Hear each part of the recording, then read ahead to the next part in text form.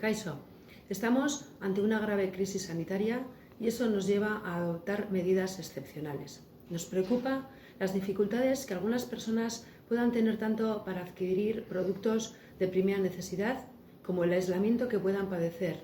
Y fruto de ello, desde Arrigorriaga hemos puesto en marcha una red solidaria de cuidados en coordinación con diferentes colectivos y agentes sociales del pueblo. Cabe destacar que esta iniciativa parte de varios grupos de jóvenes del pueblo y desde que se habilitó la posibilidad de apuntarse como voluntario o voluntaria, la respuesta está siendo impresionante. El objetivo es ofrecer un servicio para aquellas personas que necesiten ayuda para adquirir medicinas o productos básicos o ayuda para el cuidado de familiares y niños o niñas.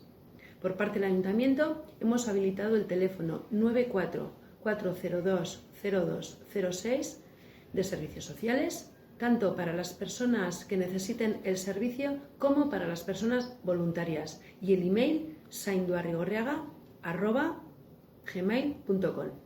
Asimismo, desde servicios sociales se realizará el seguimiento y la coordinación del trabajo a realizar.